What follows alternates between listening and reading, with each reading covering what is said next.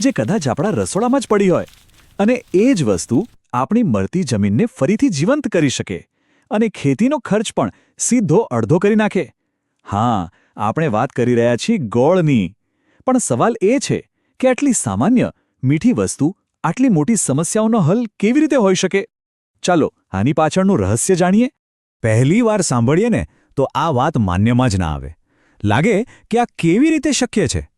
પણ આનો સાચો જવાબ ગોળમાં નથી, પણ એ અદૃશ્ય સેનામાં છુપાયેલો છે, જેને ગોળ જગાડવાનું કામ કરે છે.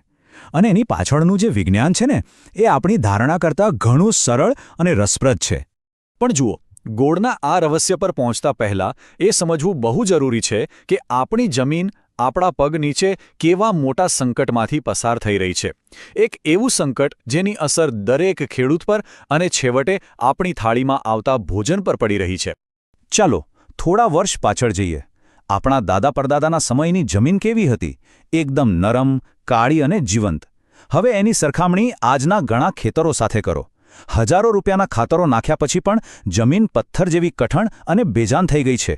આ બદલાવ ખાલી ચિંતાનો વિષય નથી, એ તો આપણી અન્ન સુરક્ષા માટે એક મોટો ખતરો છે. આજના ખેડૂત માટે આ એક કડવી હકીકત બની ગઈ છે. ખર્ચો સતત વધતો જાય છે અને સામે ઉત્પાદન ઘટતું જાય છે. આ એક એવું જ ચક્કર છે જેમાં ખેડૂત ફસાતો જ જાય છે. એ બધું જ બરાબર કરે છે, મોંઘા ખાતરો નાખે છે, પણ જમીન છે કે સુધારવાનું નામ જ નથી લેતી. તો પછી ભૂલ ક્યાં થઈ રહી છે? તો આ સવાલનો જવાબ છુપાયેલો છે એક એવી સેનામાં જે આપણને દેખાતી નથી. એક એવી સેના જે 24 કલાક 7 દિવસ એક પણ રૂપિયો લીધા વગર કામ કરતી હતી, આપણી જમીનને ફળદ્રુપ રાખવા માટે.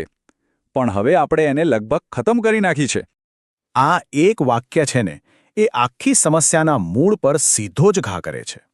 આપણે પોતે જ વધુ ઉત્પાદન લેવાની લાલચમાં અજાણતા જ આપણા સૌથી મોટા મિત્રોને આપણા દુશ્મન સમજી બેઠા.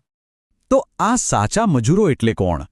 એ છે કરોડો અબજો સૂક્ષ્મજીવો અને અળસિયા. એ ખાલી જમીનમાં રહેતા નથી, એ પોતે જ જમીનને જીવંત બનાવે છે. એ જ ફળદ્રુપતાનું એન્જિન છે. એ જ ખાતર અને માટીને એવા સ્વરૂપમાં ફેરવે છે જે છોડ ખાઈ શકે. એમના વગર જમીન તો ખાલી માટીનો ઢગલો છે. અને હવે એક એવો આંકડો સાંભળો જે ખરેખર આંખો ખોલી નાખશે. ખેડૂત ડીએપી ખાતર પાછળ જે 100 રૂપિયા ખર્ચે છે, એમાંથી 60 રૂપિયા તો સીધા પાણીમાં જાય છે. એ ખાતર જમીનમાં જામીને પથ્થર જેવો થઈ જાય છે, જે પાકને ક્યારે મળતું જ નથી. તો આ જ છે આખી રમતનો મુખ્ય મુદ્દો.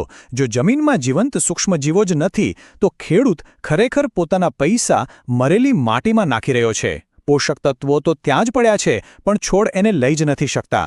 આ તો એવું થયું કે ભોજનથી ભરેલી તિજોરી સામે ઊભા છીએ, પણ એની ચાવી જ ખોવાઈ ગઈ છે. તો હવે સમય આવી ગયો છે એ ખોવાયેલી ચાવીને શોધવાનો. અને એ ચાવી બીજું કંઈ નહીં, પણ છે ગોળ, જે જમીનની આ સૂતેલી સેનાને જગાડવા માટે એક ગુપ્ત હથિયાર જેવું કામ કરે છે. આને બસ આમ સમજો, જેમ કોઈ થાકેલા માણસને ગ્લુકોઝનો બાટલો ચડાવતા જ શરીરમાં તાકાત આવી જાય છે ને, બસ એવું જ કામ ગોળ જમીનના સૂક્ષ્મજીવો માટે કરે છે.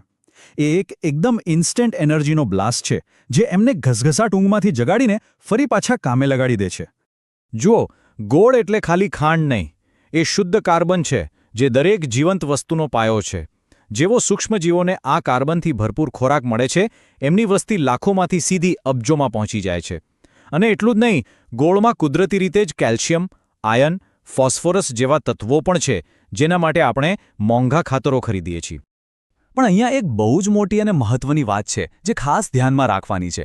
બધા ગોળ એક સરખા નથી. આપણે જે જૂનો, કાળો અને સૌથી સસ્તો ગોળ મળે ને, એ જ વાપરવાનો છે, જે ખાવા માટે સારો ન ગણાતો હોય. રસોડામાં વપરાતો પેલો સફેદ ચમકદાર ગોળ તો કેમિકલથી સાફ કરેલો હોય છે. એ ફાયદો કરવાને બદલે સૂક્ષ્મજીવોને મારી નાખશે. એટલે ખોટો ગોળ વાપર્યો તો એ ભોજન નહીં, ઝેર બની જશે. ચાલો, હવે આપણે એ તો સમજી લીધું કે ગોળ કેમ જાદુઈ અસર કરે છે. તો હવે સૌથી રસપ્રદ ભાગ પર આવીએ. આનો ઉપયોગ કરવો કેવી રીતે? અહીંયા 4 એકદમ સરળ અને જોરદાર રીતો છે. આ પહેલી અને કદાચ સૌથી શક્તિશાળી પદ્ધતિ છે, વેસ્ટ ડિકમ્પોઝર સાથે ગોળનો ઉપયોગ. આ મિશ્રણ સૂક્ષ્મજીવો માટે એક પરફેક્ટ ફેક્ટરી જેવું છે. જ્યારે આ દ્રાવણ જમીનમાં જાય છે, ત્યારે એ એક જૈવિક બુલડોઝરની જેમ કામ કરે છે. એ કઠણ થઈ ગયેલી જમીનને તોડીને પોચી બનાવે છે, જેથી છોડના મૂળ ઊંડે સુધી જઈ શકે. હવે બીજી રીત, જીવામૃત. આ નામ તો ઘણા લોકોએ સાંભળ્યું છે. આ તો જૈવિક ખેતીનું અમૃત છે, જાણે જમીન માટેનું દહીં કે છાશ. અહીંયા ગોળ એક્સિલરેટરનું કામ કરે છે. એ છાણ અને લોટમાં રહેલા સૂક્ષ્મજીવોને ફટાફટ ખોરાક પૂરો પાડે છે, જેનાથી આથો આવવાની પ્રક્રિયા એકદમ ફાસ્ટ થઈ જાય છે અને માત્ર 7 દિવસમાં એક જબરદસ્ત જીવંત ખાતર તૈયાર. અચ્છા, ગોળનો ઉપયોગ ખાલી જમીનમાં જ નહીં પણ સીધો પાક ઉપર છંટકાવ કરીને પણ કરી શકાય છે અને એના પરિણામો તો કમાલના છે, ખાસ કરીને ફૂલો અને ફળોવાળા પાક માટે. આના ફાયદા ડબલ છે. એક તો ગોળની મીઠી સુગંધ મધમાખી જેવા મિત્રજીવોને ચુંબકની જેમ ખેંચી લાવે છે અને જેટલા વધુ પરાગવાહકો એટલા જ વધુ ફળો બેસે અને ઉત્પાદન વધે. બીજું, છોડ પાંદડા દ્વારા સીધી જ ગોળમાંથી એનર્જી મેળવી લે છે, જેનાથી એને તુરંત જ તાકાત મળે છે અને ફૂલ ખરતા અટકે છે. પણ અહીંયા માપ રાખવું ખૂબ જ જરૂરી છે. એકદમ પાક્કો નિયમ યાદ રાખવાનો છે. 15 લીટરના પંપમાં 50થી 60 ગ્રામથી વધારે ગોળ નહીં. જો વધારે નાખ્યો તો એ ફાયદો કરવાને બદલે કીડીઓ અને નુકસાનકારક ફૂગને બોલાવશે. એટલે અહીંયા ઓછું એ જ વધુનો સિદ્ધાંત લાગુ પડે છે. અને આ રહી અંતિમ અને ચોથી રીત, વાવણી કરતા પહેલા જ બીજને તાકાતવર બનાવવાની. આ એકદમ સરળ અને દેશી બીજ ઉપચાર છે, જે છોડને જન્મથી જ એક મજબૂત શરૂઆત આપે છે. આની પાછળનું વિજ્ઞાન બહુ સુંદર છે. ગોળનું પાણી બીજની આસપાસ એક ચીકણું પળ બનાવે છે, જે ફાયદાકારક સૂક્ષ્મજીવોને પોતાની તરફ ખેંચે છે. આ જીવંત કવચ બીજને જમીનમાં રહેલી ખરાબ ફૂગથી બચાવે છે અને સાથે સાથે એને ઉગવા માટે જરૂરી તાકાત પણ આપે છે. મતલબ કે છોડને જીવનની સૌથી સારી શરૂઆત મળે છે. તો આ બધી પદ્ધતિઓ જોયા પછી એક વાત તો સ્પષ્ટ થાય છે. આ બધી રીતો આપણને એક જ દિશામાં લઈ જાય છે.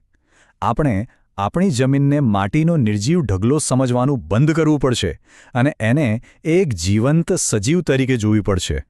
અંતે સંદેશો એકદમ સીધો અને સ્પષ્ટ છે. ગોળ કોઈ જાદુઈ ટ્રીક નથી, એ તો પ્રકૃતિ સાથે ફરીથી જોડાવાનો એક રસ્તો છે. જમીનને જીવંત બનાવીને આપણે ખાલી પાક નથી ઉગાડતા, પણ આવનારી પેઢીઓ માટે એક તંદુરસ્ત ભવિષ્ય પણ ઉગાડી રહ્યા છીએ. આ એક સવાલ છે જે આપણે સૌએ વિચારવો જોઈએ. કદાચ આગળ વધવાનો સાચો રસ્તો નવી ટેકનોલોજીને છોડી દેવાનો નથી, પણ એને પ્રકૃતિના સદીઓ જૂના અનુભવી જ્ઞાન સાથે જોડીને ચાલવાનો છે.